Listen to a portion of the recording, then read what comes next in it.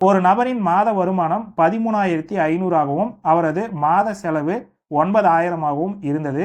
அடுத்த ஆண்டு அவரது வருமானம் 14% அவரோட செலவு பார்த்தோம்னா 7% அதிகரித்தது. அவரது சேமிப்பில் ஏற்படும் சதவிகித அதிகரிப்பு எவ்வளோ அப்படிங்கிற மாதிரி வந்து கேட்குறாங்க. அவருடைய இன்கம்ல என்ன சேஞ்சஸ் நடந்திருக்கும் அப்படிங்கிறத கண்டுபிடிக்க போகிறோம். இங்கே ஃபர்ஸ்ட் பார்த்தோம் அப்படின்னா அவரோட வருமானம் அதே போல் அவரோட செலவு இது ரெண்டுத்தையும் நம்ம கழிக்கும் போது எவ்வளோ அமௌண்ட் வந்து அவர் சேவ் பண்ணாரு அப்படிங்கிறத நம்ம கண்டுபிடிக்கலாமா? ஃபர்ஸ்ட் ஒவ்வொரு ஸ்டெப்பாக வருவோம். நான் 1, 2, 3 அப்படிங்கிற மாதிரி எடுத்துக்கிறோம். இது ரொம்ப கொஞ்சம் பெரிய ஸ்டெப்ஸாக போகும். அதனால் 13,500 அதிலிருந்து 9,000 போனது அப்படின்னா மொத்தமாக நமக்கு 4,500 வரும். சரிங்களா? அப்போ இது பார்த்தீங்க அப்படின்னா ஃபர்ஸ்ட் சேமிப்பு. இது வந்து பழைய சேமிப்பு, ஓல்டு. அப்படி தானே? ஏன்னா வந்து புதுசெல்லாம் வந்து பார்த்தோம்னா பின்னாடி தான் பார்க்க போகிறோம். இதெல்லாம் வந்து புது சேமிப்புக்குள்ளே வரும். அடுத்து பார்த்தீங்க அப்படின்னா அந்த 13,500 தான் வந்து பார்த்தோம்னா 14% வந்து பார்த்தோம்னா அடுத்த வருஷத்துக்கான இன்க்ரிமெண்ட்டாக வருதான். அப்போது 13,500 14% என்ன? அப்போ 2 ஜீரோவுக்கு 2 ஜீரோ கேன்சல் பண்ணிடலாமா? இது ரெண்டாவது ஸ்டெப்பாக வச்சுக்கோங்க. இது ரெண்டையும் நீங்கள் வந்து இன்ட்டு பண்ணிட வேண்டியது தான். 4 5 20க்கு 0 மீதி 2. ஓகே, நாமும் 12 12 2 14க்கு 4 மீதி 1 4 1 4 1 5. அடுத்து 5 3 1 9 8.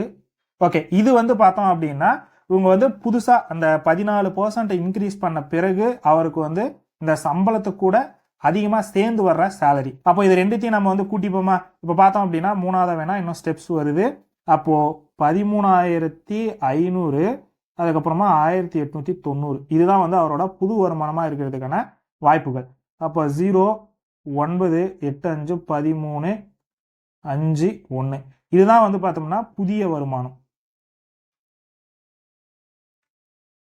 ஓகே, அடுத்து பார்த்தோம் அப்படின்னா அவருடைய செலவு வந்து 7% வந்து இன்க்ரீஸ் ஆகுதுன்னு சொன்னாங்களா? அந்த 7% அங்கே போடுவோமா? ஏற்கனவே அவர் வந்து 9,000 ரூபாய் செலவு பண்ணிட்டு இருந்தாரு. அதில் 7% இன்க்ரீஸ் ஆகும்போது 100ன்னு போட்டுக்கோங்க. 2 ஜீரோக்கு 2 ஜீரோ கேன்சல்.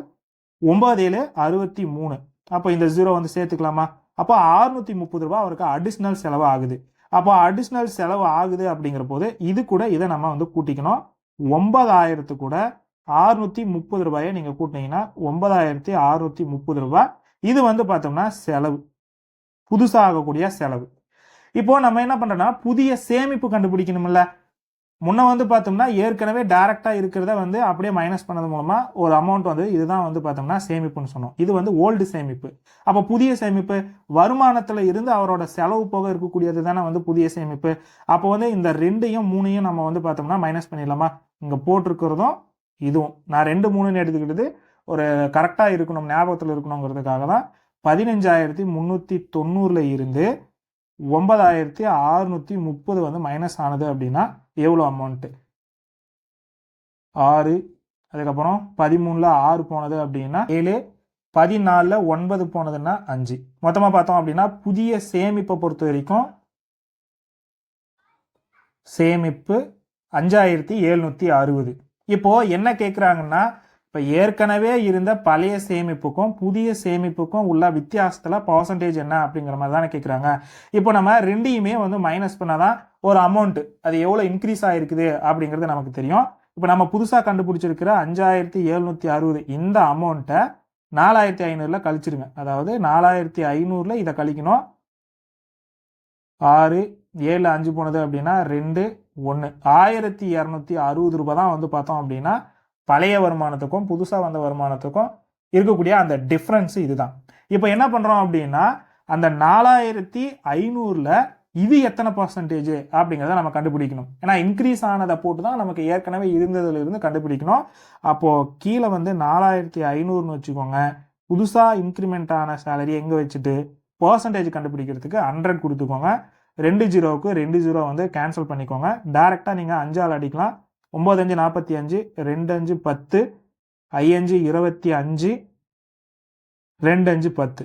திரும்ப நீங்கள் வந்து 9ஆல் அடிச்சிங்க அப்படின்னா 9ஆல் வேணால் 3ஆல் அடிக்கலாம். நம்ம 3 9 7 21 8 24 4 12. இப்போ இந்த 3ஆல் அடிக்கலாமா? 2 6 8 24. கடைசியாக கிடைக்கிறது பார்த்தோம்னா 28. நமக்கு வந்து ஆன்சர் வந்து 28% இருக்கா அப்படிங்கிறத பார்க்கலாம். இருக்குது. ஸோ இதுதான் வந்து ஆன்சராக இருக்கிறதுக்கான பாசிபிலிட்டிஸ் அதிகம். இதுதான் ஆன்சருமே கூட. சரிங்களா?